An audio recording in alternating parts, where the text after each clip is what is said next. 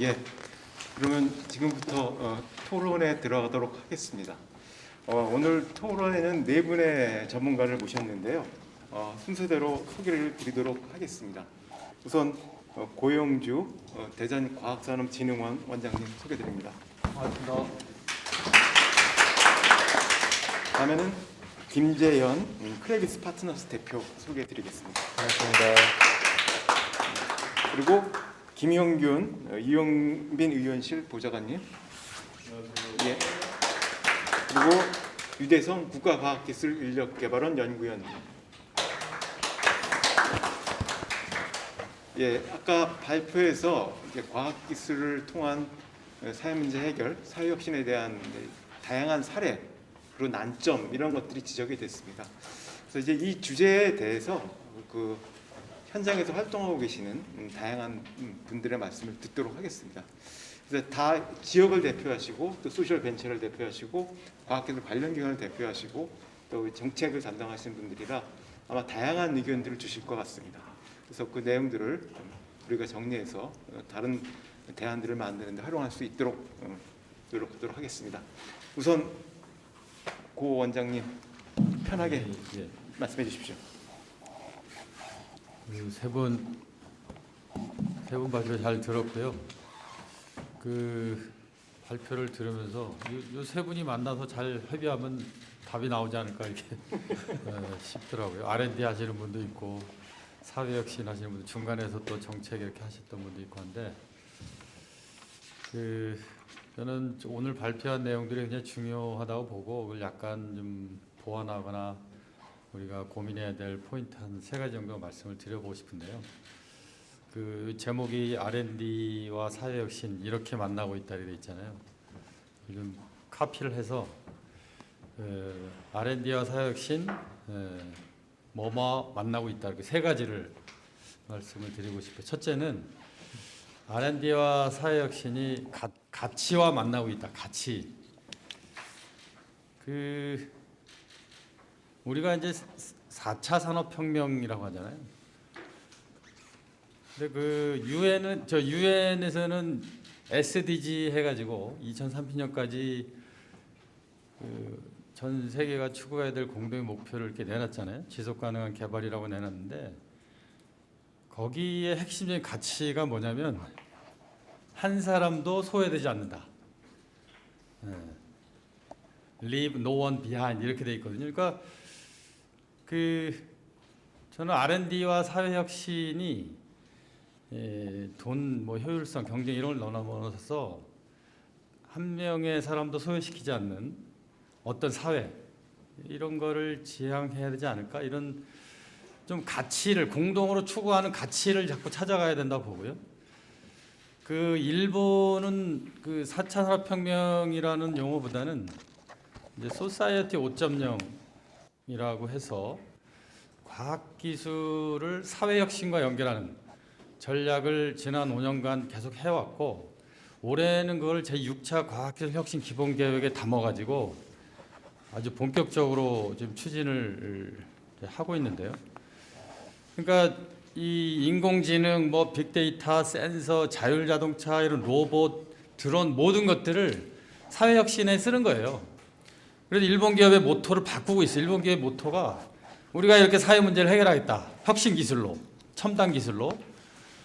그래서 그런 쪽으로 우리가 방향을 잡아가고 있는데 우리는 4차 산업혁명이라는 게 산업을 위해서 또 뭔가 해야 되는 이렇게 자꾸 생각해서 이 사회혁신과 연결고리를 못 만들고 있는데 그런 측면에서 우리가 조금 고민해봐야 되지 않을까. 또 유럽은요. 독일이 인더스트리 4.0을 내놨지 않습니까? 그래서 그거를 4차 산업혁명으로 이제 오해하고 계신 분이 있는데 어쨌든 4차 산업혁명을 독일이 제조업이 강하니까 인공지능을 넣어서 스마트 제조업을 하겠다 이렇게 해서 이제 한 건데 유럽이 올해 1월에 그걸 인더스트리 5.0을 발표했어요. EU 인더스트리 5.0. 거기에 세 가지 철학이 이제 가치가 담겼는데 하나가 휴먼 센츄릭, 두 번째 서스테이너블, 세 번째가 리질리언트예요. 코로나19를 겪으면서 보니까 이거는 질병 때문에 문제가 되는 게 아니고 그 코로나19에 대응하는 과정에서 인류가 구축해 놓은 시스템이 문제가 있다는 거지. 오히려 나라 간에 이게 경쟁이 되고 부자와 가난한 자 간에 또 강국과 개도국 간에 이런 그러면서 그 전지구적인 어떤 평화와 이런 조정 구조가 깨져나가는 이런 것들을 보고 또 독일의 인더스트리 4.0이 너무 이 공정의 효율 이런 거 중심으로 가다 보니까 이 사람 기술을 사람을 위해 써야 되는데 이 기술을 위해서 사람을 동원하는 뭐 이런 것들도 생기고 지속 가능성이 떨어지고 이 재난 시기에 회복 탄력성이 너무 약해진다 이런 측면에서 EU가 그런 것들을 내세우고 그래서 정확하게 유엔의 SDG나 일본의 소사이트 5.0이나 유럽의 인더스트리 5.0은 바로 그 R&D와 사회 혁신을 붙이는 거예요. 그래서 우리의 지구, 우리의 인류, 우리의 평화 이런 것들이 어디를 가야 된다라는 것을 명확하게 가치 지향적으로 가고 있는 거거든요. 저는 R&D 제 출연전에 있는데 출연전에 연구하시는 분들은 지금의 한국 사회 문화가 굉장히 엘리트화돼 있어요. 그래서 원천 연구, 기초 연구, 뭐 고급 연구 이런 거 하는 분 이런 사람들은 수준이 높고 사회 문제 해결형 R&D 이렇게 아까 발표하시잖아요. 이런 거는 좀 수준이 낮은 사람들이 하는 걸로 이렇게 자꾸 오해가 되는데 그게 아니고 R&D와 사회 혁신을 붙이려고 하는 고민하는 연구자들은 이런 가치를 가지고 있다. 그러니까 품격을 높여야 된다 이런 거지. 품격을. 그래서 그런 게 있고 또 하나는 저는 민주주의라고 보는데요. 지금 이 민주주의 그 혁신을 이노베이션이라는 단어, 이제 혁신이라는 단어를 제일 쓴 사람이 슌페터가 자본주의, 사회주의, 민주주의 책을 쓰면서 자본주의와 사회주의가 혁신이 중단되고 민주주의가 깨지면 다 무너진다 이렇게 이제 책을 냈는데 제일 중요한 거는 아래로부터의 혁신이 끊임없이 일어나게 하는 민주주의. 이 토대가 무너지면은 안 된다라는 거죠. 저는 R&D와 사회 혁신이 만나는 가장 큰 가치 중에 하나가 저는 이 아래로부터의 이 혁신의 민주주의라고 봐요.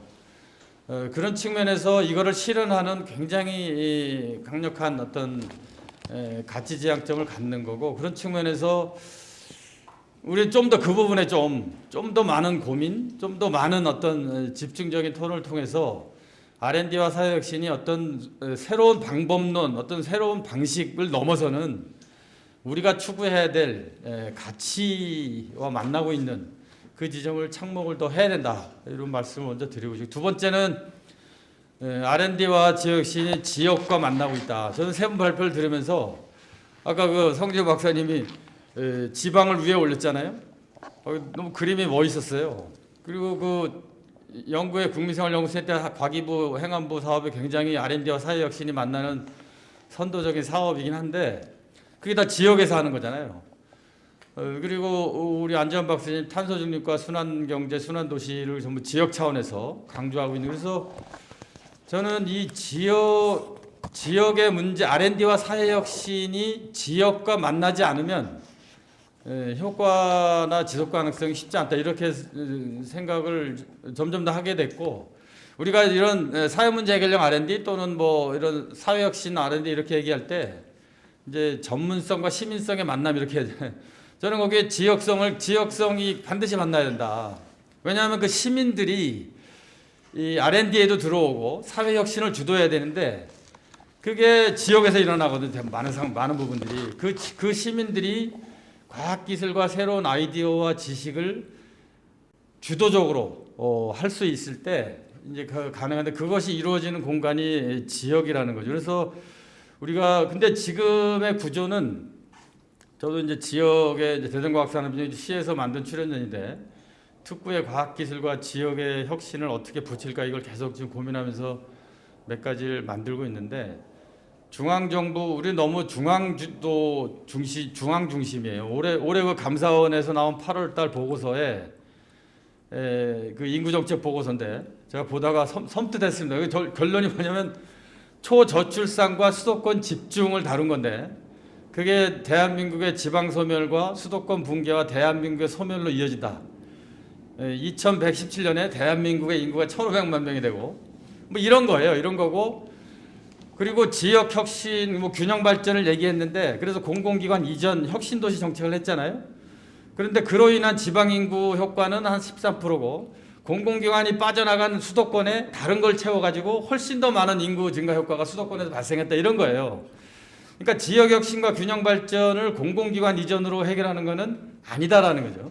그러면 어떻게 되냐면 지역의 혁신 역량을 이 제대로 분석을 해서 그것들을 어떻게 강화시켜줘서 스스로 지역을 혁신하게 하는가 이게 굉장히 중요한 화두가 되고 있고 그것을 해낼 수 있는 것이 R&D와 사회 혁신을 지역에서 붙이는 거다라는 거죠. 그런 관점에서 우리가 조금 더 많은 논의와 고민이 필요하다는 말씀 드리고 있습니다. 마지막 세 번째는 R&D와 사회 혁신 미래와 만나고 있다 이렇게 붙이고 싶어요. 아까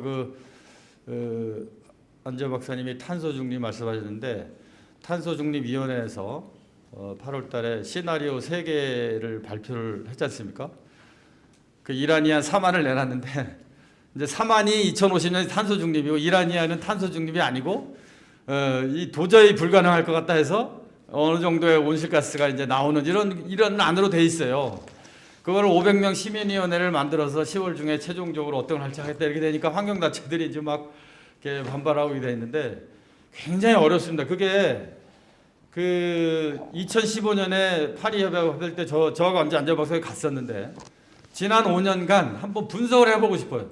지난 5년간 탄소 중립을 위해서 기후변화 대응을 위해서 우리 사회가 이 정부만 얘기하는 게 아니고 무엇을 했는가 이렇게 돌이켜봐야 되는데요. 저는 탄소 중립 사회로 가지 않으면 더 이상 지속 가능하지 않다. 그러면 탄소 중립을 가려면 지금보다 훨씬 더 파괴적이고 혁신적이고 새로운 방식으로 미래를 열어가지 않으면 불가능하고 거기에는 반드시 시민들이 국민들이 자기 의지를 가지고 과학기술을 활용해서 사회혁신을 할 때 가능해진다는 거죠.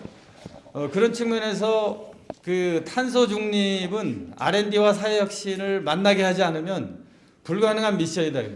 그래서 R&D와 사회혁신은 탄소 중립을 결합은 탄소 중립을 반드시 필요하고 그런 측면에서 미래와 만나고 있다.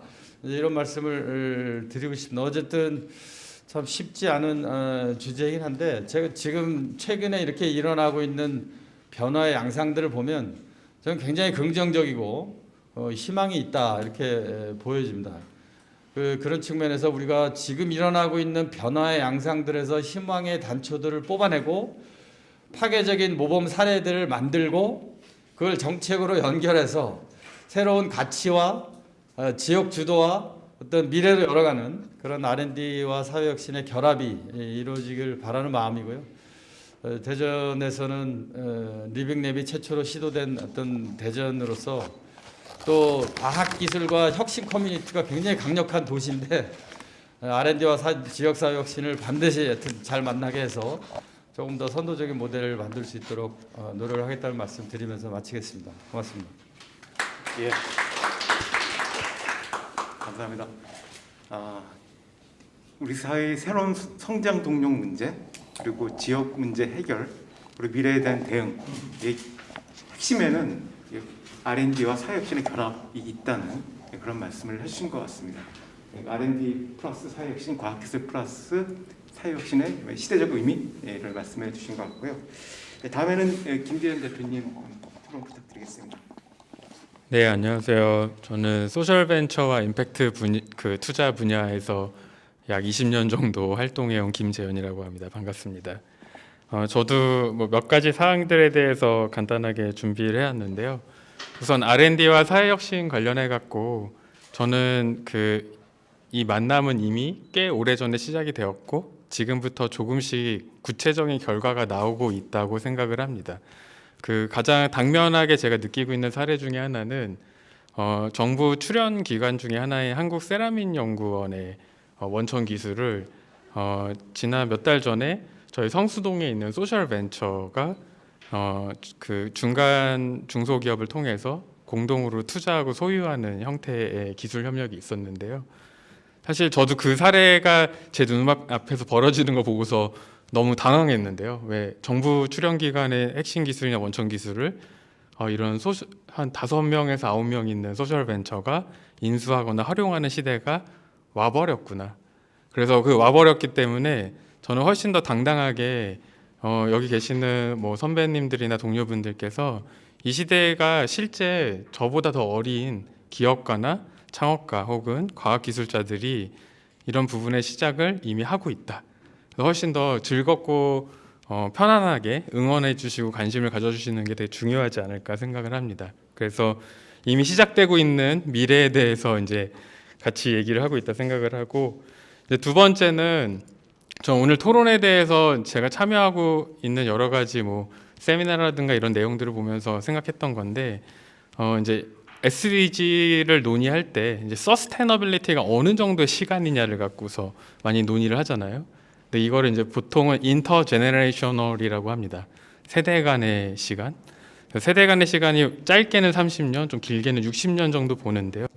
이 30년이나 60년의 정도의 정책이나 혹은 과학 기술에 대한 투자는 사실 예측 가능성이 너무나 떨어지기 때문에 최대한 그 뒤에 있는 미래 세대들의 의견이 많이 반영되는 것이 중요하다 생각을 하는데, 사실 그들은 어느 정도는 더 오래 살지만 아마 여기 계시는 선배님들보다는 경험이나 지식이나 내용을 모르기 때문에 이런 자리를 통해서 꾸준히 지식과 내용을 공유해 주시는 게 중요하다 생각을 하고, 무엇보다 제가 요즘 관심을 갖는 세대들은 이 코로나 시대에 학교를 다니는 친구들이거든요. 이 친구들은 저희 세대처럼 유럽 여행도 못 가고 교환학생도 못 간 이제 인턴들이 들어오더라고요. 그래서 저도 깜짝 놀랐어요.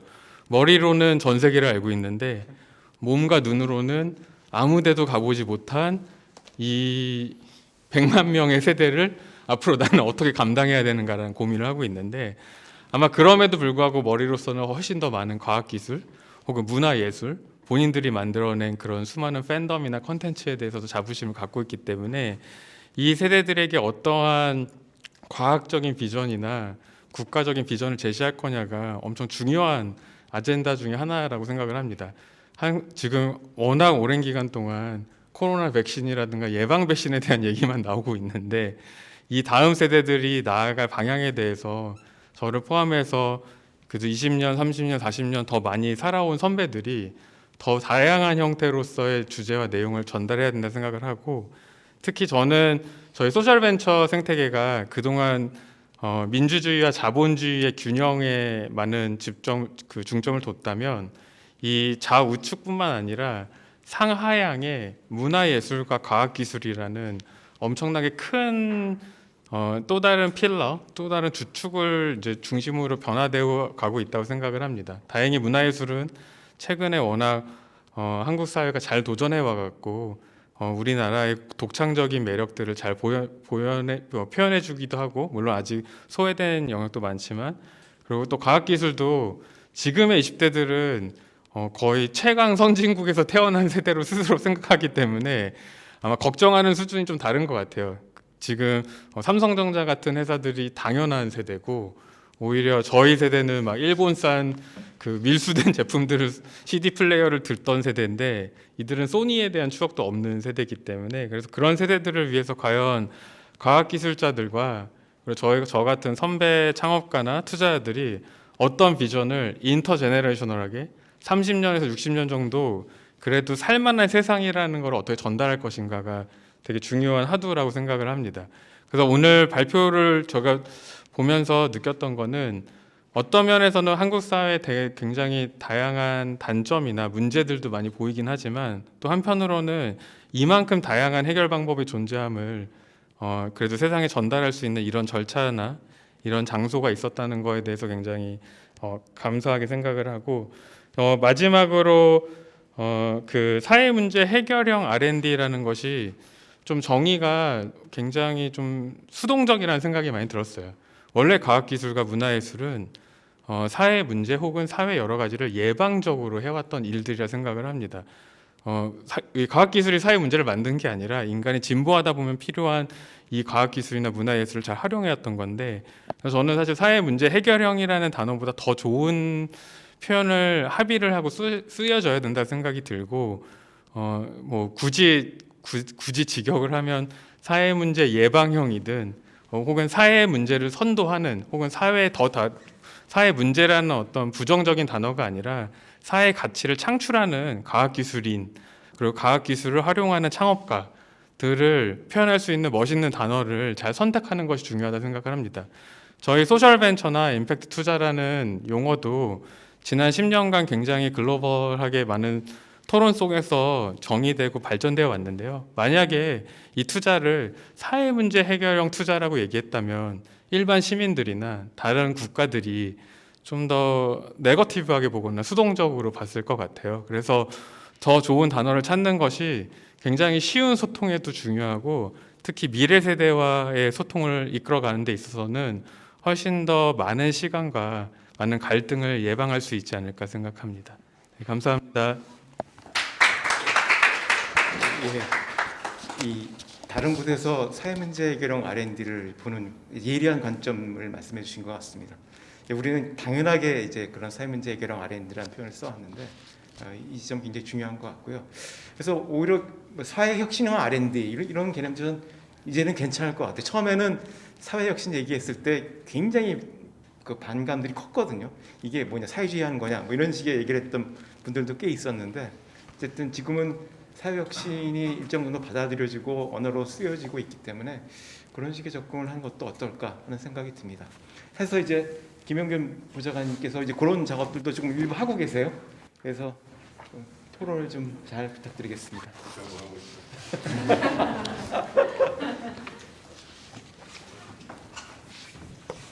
네, 안녕하세요. 더불어민주당 이용빈 의원실의 김영균 보좌관이라고 합니다. 오늘 R&D와 사회혁신 이렇게 만나고 있다. 제가 횟수로는 세 번째 같은 주제로 함께 하고 있고요. 제가 국회에 들어와서는 두 번째로 함께 하고 있습니다.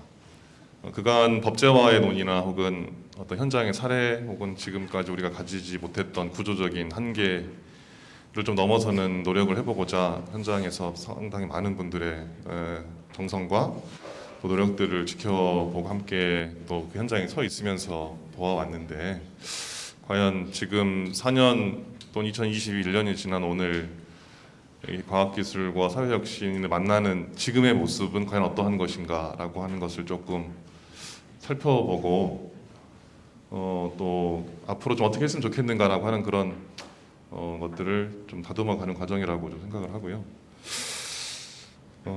사회혁신 R&D가 이렇게 만나고 있는데 잘 만나고 있는 것인지 또 어떻게 해야 좀 더 잘 만나게 할 수 있는 것인지 그리고 또 현장에 계신 우리 모든 이 광경을 또 여기에 있는 반열에 함께하고 계신 분들이 과연 무기력하지 않고 조금 더 두근거리는 오늘을 좀 돌아보면서 내일을 준비하고 계신지 좀 객관적으로 판단할 필요가 좀 있다 이렇게 보여집니다. 우선 담론과 방향성과 가치에 대한 수많은 논의들은 좀 있어 왔는데 지금의 우리의 느낌은 어떠한지를 좀 솔직하게 얘기할 필요가 좀 있을 것 같아요. 좀 많이 허전하고 좀 아쉽고 좀 그렇습니다. 그리고 앞으로 해야 될 일이 좀 더 많은 것 같고 아직은 주류화되어 있거나 문법화되어 있거나 체계화되어 있진 않지만 뭔가를 해야 될 것 같은데 여전히 붙들고 있는 우리 모두의 모습에서 이 불씨를 밑불로 놓고 다시 어떻게 지필 것인가라고 하는 것이 매우 중요한 결론이 되어야 될 것 같고요. 좀 더 솔직히 말씀드리면은 여기까지 온 밑불은 그냥 좀 끄고 다시 지피자 뭐부터 시작을 해서 지금의 밑불을 어디서부터 어디까지 우리가 가치롭게 다룰 것인지를 좀 준엄하게 바라봐야 될 것 같습니다. 그 밑불이라고 하는 것이 결국은 사회문제 해결 R&D 정책 용어로 보면은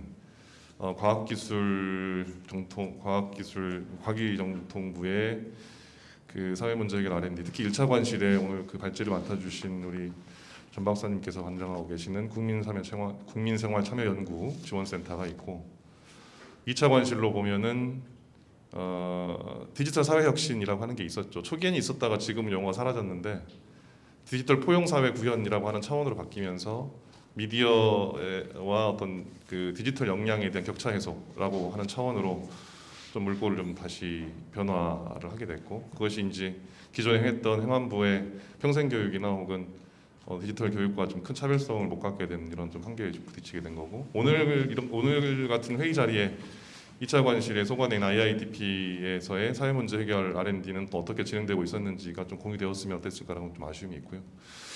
3차 관실, 그러니까 혁신본부 차원에서는 현재 사회 문제 해결 R&D 또는 사회 문제 해결형 가이드라인에 관련된 여러 가지 연구 배분에 대한 부분들도 계속 좀 논의 중에 있고, 하지만 이 자체가 어떤 법적 근거나 혹은 그 사업성에 대한 논의력을 좀 몰두해 왔던 주제라기보다는 다소 사회 문제 해결에 대한 어떤 필요성에 입각해서 어쨌거나 조금씩 불씨를 좀 살려내 가고 있었던 그런 상황이었다라고 판단하고 있습니다. 근데 이제 아쉬운 것은 여러 가지 것 중에 과제 단위로 너무 세분화되어 있다 보니까 전체 큰 그림이 보이지가 않는다는 점입니다. 우리가 무슨 문제를 해결하려고 했지? 또는 우리가 지금 이 시기에 정의하는 어떤 문제는 뭐지? 그리고 그것을 위해서 사회혁신에 관련된 또는 과학기술과 사회혁신을 만나게 할 때 기본적으로 우리는 지금 사회 문제 해결을 위한 R&D와 사회 문제를 위한 사업화와 또 사회 문제 해결을 위한 인력 양성과 또 사회 문제 해결을 위한 또 사회혁신을 위한 거버넌스를 어떻게 구조화해서 앞으로 우리가 어떻게 가자라고 하는 어떤 큰 틀에서의 어떤 구심점 뭐 이런 차원에서의 어떤 과제의 어떤 이행이라기보다는 다수 너무나도 파편화되어 있는 상황으로 인해서 우리가 당초 뭘 했는지에 대한 큰 그림이 좀 조감되어지지 않은 이런 좀 아쉬움이 좀 있었다는 것을 좀 다시 좀 상기를 해보고, 그리고 이 시대에 우리 사회가 해결해 가야 할 문제에 대한 인식차, 그러니까 연구자가 바라보는 인식과 정부와 혹은 지자체 혹은 국민들이 바라보는 인식에 대한 거리감들이 좀 있는 것 같다라고 하는 것입니다. 그리고 연구자 이런 상황에서 과연 이 사회 문제 해결 R&D 또는 사회 혁신 또는 과학 기술을 현장에서 하고 계시는 연구자들이 또 직면하고 있는 문제는 뭘까? 또 연구자분들께 생각하시는 문제들이 뭘까? 조금 더 우리가 주목해야 되지 않을까 이런 생각이 좀 들었고요. 이런 딱딱한 얘기보다는 간단하게 사례 하나 말씀드리고 결론으로 좀 갈까 하는데, 최근에 미얀마라고 하는 나라에서 쿠데타가 있은 뒤로 많은 어려움들이 좀 있었죠. 지금 현재 여전히 저항 중이고, 최근 들어서 국회에서 그 미얀마를 생각하는 국회의원 모임을 만든 뒤에 미얀마에 계시는 분들과 함께 좀 힘을 합쳐서 미얀마와 태국에 있는 접경 지역에 9개 있는 난민촌과 피난민촌에 계신 분들께 과학기술로 만든 이른바 적정기술로 만든 희망정수기를 그분들에게 좀 보내기로 했습니다. 그러니까 뭔가 이런 사회적인 문제에 대한 어떤 조금 더 구체적인 몰입력들이 조금 더 쉬운 언어로 우리 그 과학기술과 사회혁신 현장에서 국민들에게 좀 더 구현될 수 있는 방법이 무엇일지에 대한 것이 여전히 저에게도 좀 과제인 것 같고 상당히 어려운 부분이 아닐까 싶고요. 이것들을 돌파해 내가려면 정책적인 지휘 체계가 분명히 좀 다시 설정이 좀 돼야 되겠다 이런 생각이 좀 들었고, 이 연구 자율성과 연구자 중심에 관련된 부분들을 이 사회 문제 해결 R&D 부분과 조금 착목해서 생각해 볼 필요가 있다라고 생각이 들었습니다. 그러니까 연구자 스스로 또 과학기술과 사회혁신가 스스로 이 만남의 지점에서 특히 R&D 부분에서 좀 볼 때 비경쟁 기반의 연구자 중심의 사업적인 구조가 마련되지 않는 상황에서 과연 사회 문제 해결 R&D라고 하는 것을 좀 더 의미 있고 진정성 있게 몰입할 수 있는 환경이 되는가라고 하는 그런 부분들도 좀 돌아보게 되었고요. 오늘 말씀 주셨던 여러 가지 사례와 내용들 중에 우리 그 송지은 박사님께서 제시해 주셨던 7가지의 방향성과 과제 등을 말씀을 주셨는데요. 연구자가 직면한 여러 가지 여러 가지 문제들부터 해결을 해 갈 필요가 좀 있겠다라는 생각도 더불어 들었습니다. 뭐 좀 걷어내고 좀 제안드리면 NST에서 현재 지금 마련해 왔던 그 국민생활참여연구센터가 어떤 형태로든 일몰되지 아니하고 다시 그 기능들이 유지될 수 있었으면 좋겠고요. 그 다음에 경사연 차원에서도 이러한 같은 기능의 기획과 실천 기능이 좀 있었으면 좋겠다 싶고, 3차 관실에 있는 키스텝에 있는 사회 문제 해결 플랫폼도 좀 이렇게 분산되어 있는 지금의 이 구조를 조금 집중할 수 있는 그런 조감도가 좀 필요하지 않겠나 이런 생각이 좀 들었습니다. 현장에서는 4개의 과기원, 과학기술원들의 거점 또는 그 거점들이 있는 공간과 그 지역사회와의 연결을 통해서 사회문제 해결 센터 등을 좀 시범적으로 자체 예산을 활용해서 좀 진행해봤으면 좋겠다 이런 생각을 좀 하게 됐고요. 그리고 연구개발 활동 수준과 관련된 그 과학기술과 사회혁신 융합센터의 설립 운영의 부분들도 사회혁신 과학기술과 연계된 그 각 정부 부처가 적어도 요거 정도는 좀 만들어 놔야 되지 않나 싶습니다. 그래서 그 과제 등을 다시 한번 지금까지 사회문제 해결 R&D라고 표방됐었던 전체의 사업 규모는 1조 한 4천억 정도이고 실제 과기부에서 전담하고 있는 구조는 약 3천억에서 한 8천억 사이 정도의 과제들이 현재 쏟아지고 있는데 좀 이것에 대해서 PBS라고 하는 그 이른바 그 현재 연구 그 목적형 관리 체계 이런 연구 환경 풍토에서 이 사회문제 해결 R&D가 연구자로 하여금 정말 동기부여를 주고 있는지에 대한 조금 더 근본적인 문제도 같이 좀 살필 필요가 좀 있겠다 생각이 좀 들었고 뭐 그런 의미에서 불씨를 잘 살려내고 좀 밑불을 잘 유지하고 그것을 기반으로 다시 뭔가의 새로운 방향들을 불을 지필 때 저는 앞으로 과학기술과 사회혁신의 어떤 방향성이 으로 좀 출발했으면 하는 한 가지의 포인트는 지자체에서 보면 주민참여 예산제 또 시민참여 예산제 이런 게 있잖아요. 적어도 연구자 중심으로 저희 문재인 정부 들어서서 약 2조 정도까지의 연구자 중심 연구 자율성에 입각한 연구 예산이 한 2조까지 확대가 되었다면 이제는 연구자의 주민참여 예산제처럼 연구자 참여 예산제 같은 것들을 좀 도입을 할 필요가 되지 않았나 싶습니다. 그러니까 연구자 참여 예산제를 통해서 그 연구자로 하여금 또 사회 문제를 생각하는 그 거버넌스와 이 관계자로 하여금 2조가 넘는 예산의 일정 정도 1-20% 정도는 그것에 해당하는 것으로 좀 몰두할 수 있는 환경을 좀 만들어서 그 자체의 그 역동성을 조금 더 불시에서 역동성으로 가져갈 수 있는 경로의 노력들을 조금 더 해가면 어떻겠는지에 대한 고민을 좀 하게 되었고요. 사실은 뭐 과제를 남발하고 방향성을 남발하기보다는 당장 할 수 있는 것부터 하나씩 둘씩 좀 챙겨 나가는 것이 되게 좀 중요한데 남은 기간 동안에 좀 단기적으로 할 수 있는 것들에 대한 부분들을 조금 더 다듬어서 그 사회 문제 또는 사회 혁신과 과학기술과 사회 혁신이 이토록 잘 만나고 있다라고 하는 그런 것들을 현장감 있게 또 국민들의 영어로 잘 그 선배일 수 있도록 앞으로 여기 계신 모든 분들과 함께 좀 다듬어 갔으면 좋겠다 이런 말씀을 좀 드리고 싶고 그런 것들을 좀 저 스스로도 좀 다짐하면서 오늘 토론 자리에 좀 참여하게 됐는데요. 좀 복잡한 제안과 어떤 진단과 해석보다는 그러한 것들이 불씨를 어쨌거나 잘 살려내가고 그 밑불을 기반으로 그 다음의 구조를 어떻게 가져갈 것인지 그 가능한 방법에 대해서 계속 좀 지혜를 모아야 될 때가 아닌가 이런 생각을 좀 하게 되었습니다. 이상 마치겠습니다. 예, 감사합니다. 정책 용어로 사회문제 해결형 R&D라는 표현이 쓰인 게 아마 한 10년 정도 될 것 같습니다. 10년 전에 이제 그런 얘기들이 나왔고 그 이후에 정책 및 사업들이 만들어지고 다양한 실험들이 이루어져 왔는데 이제 요새 드는 느낌은 이제 시즌 1이 끝났구나. 왜냐하면 그동안엔 이런 것들이 과연 가능해? 라는 질문에 대해서 가능해. 이렇게 되는 거야.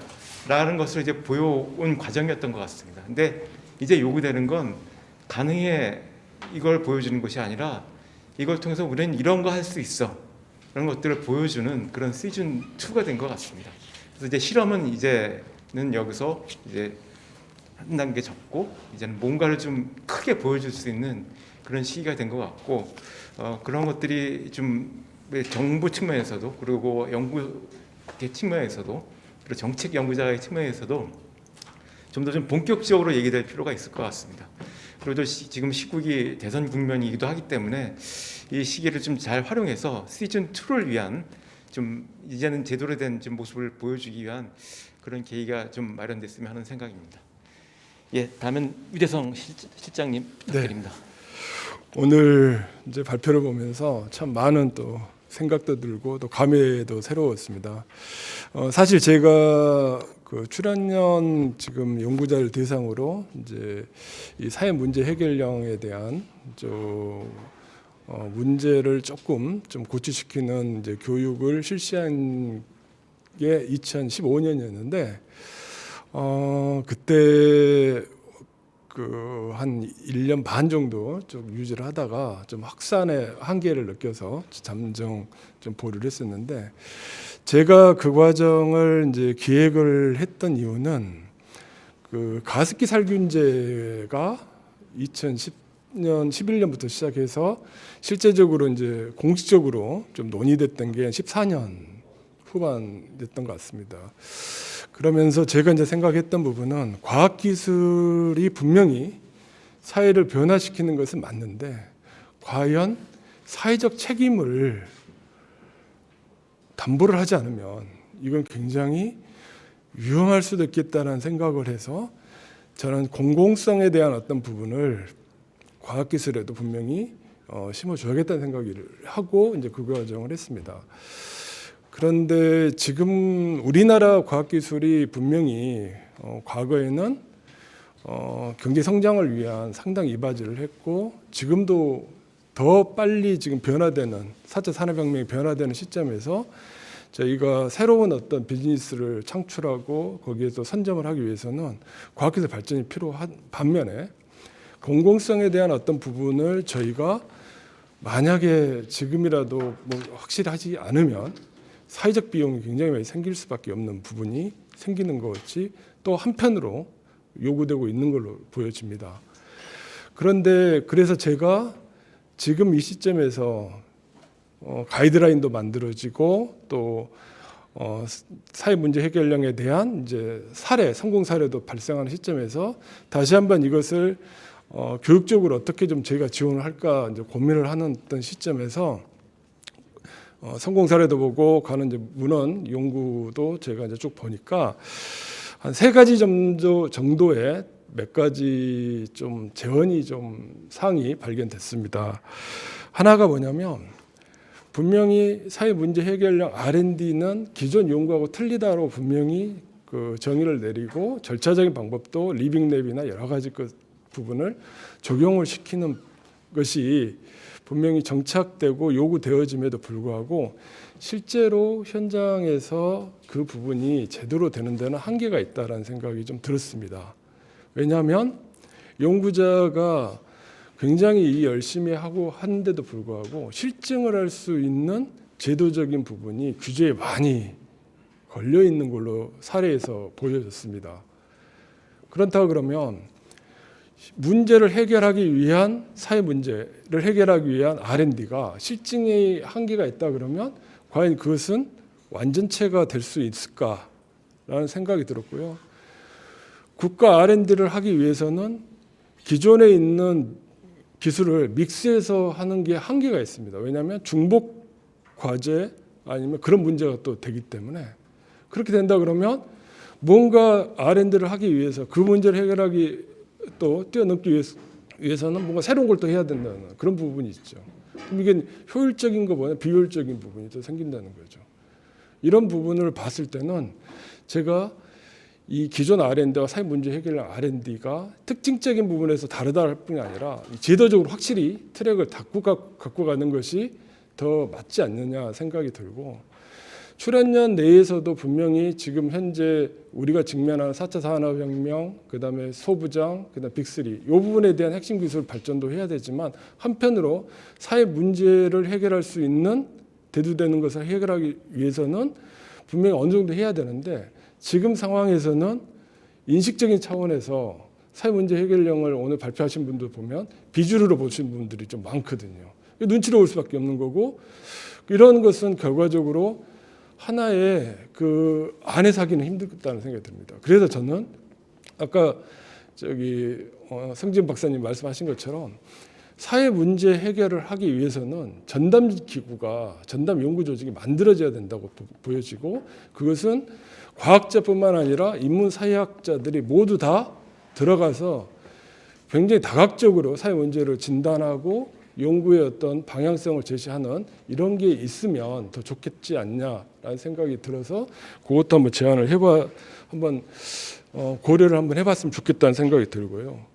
그 다음에 제가 이제 가장 관심이 있는 것은 사회 문제 해결력 R&D를 하고 계시는 착수하시는 연구팀들의 쭉 한 거 보니까 사전에 아니면 그 연구팀이 만든 이후에 리빙랩 관계자나 아니면 연구자들끼리 연구자와 관계에 있어서 전혀 교육이라는 부분이 전혀 없이 시작이 되는 겁니다. 그러다 보니까 이게 어느 정도 서로 화합이 되고 연구의 목적성을 달성하는 데까지는 상당 부분이 또 시간이 드는 거죠. 그래서 외국을 제가 좀 사례를 봤더니 유럽에 있는 리빙랩 네트워크 엔론 같은 경우도 처음에 시작하자마자 온라인 교육 과정으로 어떤 형식으로 리빙랩을 해야 되는지 절차적으로 하고 있고 교육 그 과정 내에서도 20주 동안 계속 실시간으로 온라인 교육을 통해서 이 방향을 할 수 있는 부분도 있고요.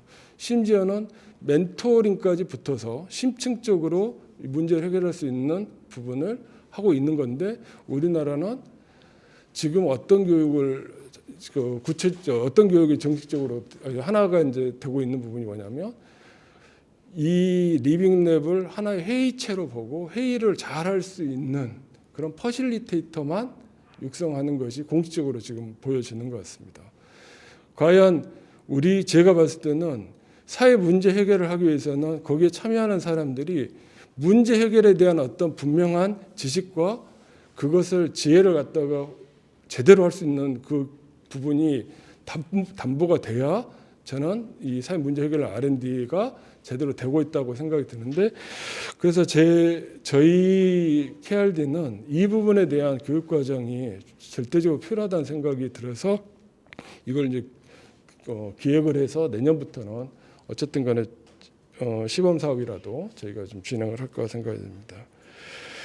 그리고 사회 문제 해결에 대한 어떤 부분의 개념도 조금은 지금 제가 봤을 때는 바꿔야 될 필요가 있지 않느냐는 생각이 드는 게 연구 현장에서는 사회 문제라고 하는 자기들이 연구하고 있는 과정이 사회 문제라고는 생각합니다. 연관성이 있다고 그래요. 대신에 해결까지는 생각을 안 하는 거죠.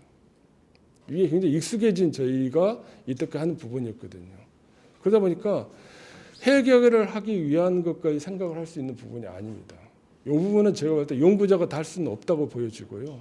이 부분이 결과적으로 리빙랩의 포인트가 아닌가 생각이 드는 겁니다. 그리고 아까 이제 저희가 말하는 지금 여러 가지 사례도 보면 실질적으로 제가 좀 따져보면 그게 지금 확산이 안 된 부분들이 법과 제도적인 부분 또 구매적인 어떤 부분에 있어서의 확산이 제대로 안 된 부분도 있거든요. 그래서 그 해당되는 어떤 지역 아니면 연구에 했던 부분에 한정된 부분이 있다고 보여집니다.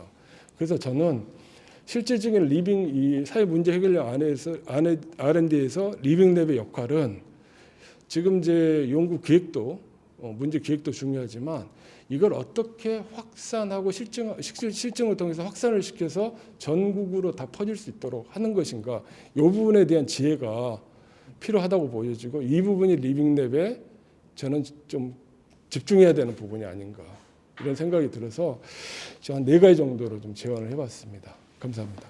예, 고맙습니다. 이제 아까 말씀드렸던 바와 같이 시즌 2가 되면서 좀 새로운 체제가 요구되는 것 같습니다.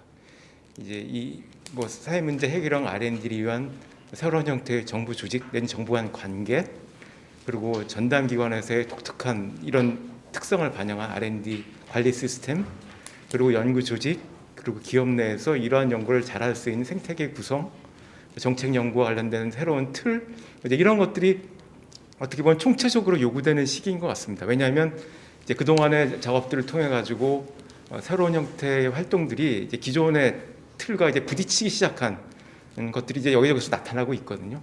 그래서 이제 R&D 개념부터 시작을 해가지고 과학기술 활동의 기능과 역할까지 이제 여러 가지 측면에서 새로운 정의들, 새로운 관점들이 아마 제시되고 그것을 담당하는 다양한 조직들이 만들어져야 될 것 같습니다. 그리고 저는 그게 이제 아마 사회문제 해결랑 R&D 내지는 과학기술 플러스 사회혁신의 시즌 2가 되지 않을까 생각을 합니다. 예, 이제 네 분의 토론이 다 있었는데요. 다음엔 발표자들께서 간략하게 본인들이 하고 싶은 말씀을 해주시면 될 것 같습니다. 그래서 말씀은 여기 올라와서 해주시면 될 것 같아요.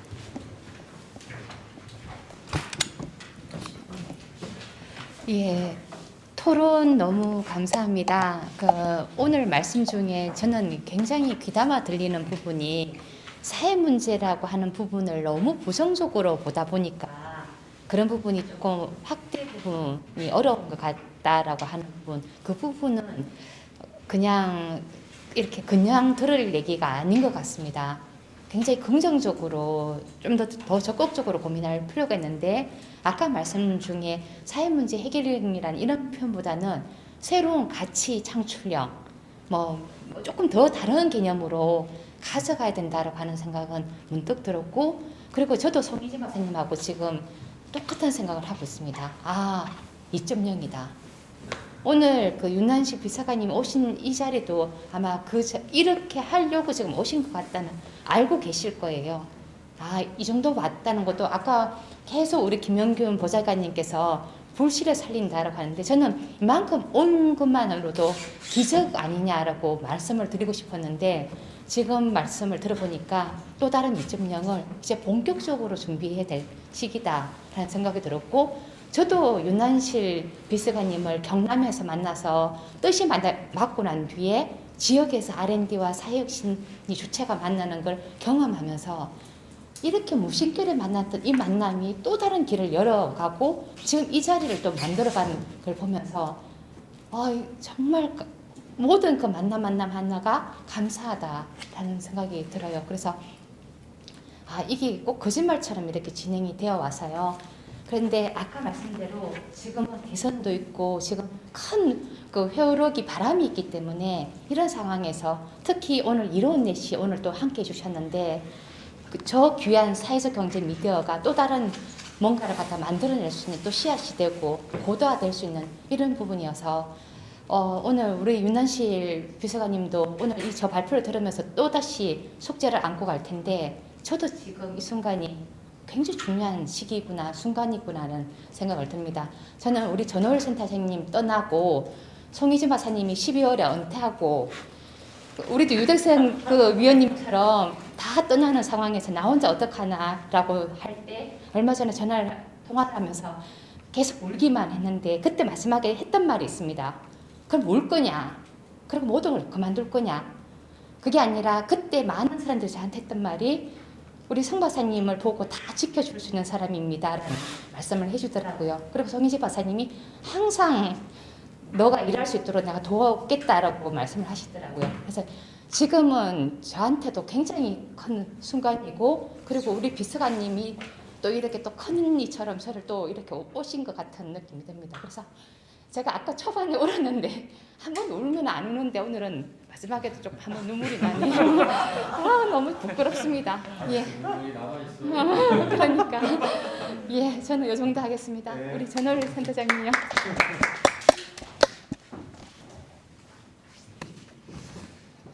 참 10년 동안 많은 씨앗을 송희진 박사님하고 성진 박사님께서 뿌려주신 덕분에 저도 그렇고 많은 연구자가 이런 리빙 사업에 대해서 알게 되고 또 했던 것 같아요. 그래서 지금은 말씀하신 대로 좀 1.0이 저무는 쪽인 것 같습니다. 그래서 저희가 실패한 사례도 있고요, 또 성공한 사례도 있기 때문에 이걸 좀 잘 정리하는 게 지금 중요한 단계인 것 같아요. 그래서 성공 사례는 좀 더 이제 유대성 연구위원님 말씀하신 것처럼 타 지역에 확산을 하면서 많은 사람들이 또 체험을 하면서 공감을 할 수 있는, 그래서 항상 중요한 게 소통과 체험과 공감인 것 같습니다. 그때 공감 능력은요 정말 체험을 통해서 정말 공감이 많이 된다고 생각을 해요. 그래서 이런 연구자들도 이렇게 같이 협력할 수 있는 그런 협력의 장에 한번 오셔가지고 많이 체험할 수 있는 기회가 좀 많이 생겼으면 좋겠습니다. 예, 이상입니다. 박사님 나시겠어요? 그럼 비서관님 한 말씀 하시겠어요? 예. 뭐 신앙 고백해야 되겠는데 아니면 예, 그러면 잘 들었습니다. 예, 아까 말씀을 하셨기 때문에 예, 패스하고요. 이제 우리가 이번에 이제 코비드를 거치면서 이제 발견한 것들이 있죠. 필수 사회적 서비스, 돌봄, 그리고 쓰레기 처리, 배달, 뭐 하여튼 그동안은 전혀 이렇게 눈에 안 들어오던 것들이 우리 사회를 유지하는 데 얼마나 중요한 역할을 했는가를 우리가 이번에 알 수 있었습니다. 근데 문제는 지금 이 영역이 우리 사회를 중요하게 유지하는 기능을 하고 있는데 문제는 여전히 20세기에 있다는 거죠. 20세기. 거기서는 진짜 3D 잡이고 뭐 지금 우리 최첨단 기술을 달리고 있는 기술들은 전혀 거기 관계되어 있지 않고 진짜 수작업으로 많은 일들을 하고 있는 이제 이런 상황들입니다. 이게 어떻게 보면 이제 우리 사회의 위기일 수도 있는데 저는 오히려 기회일 수도 있다고 봅니다. 왜냐하면 들어가서 할 일들이 굉장히 많기 때문에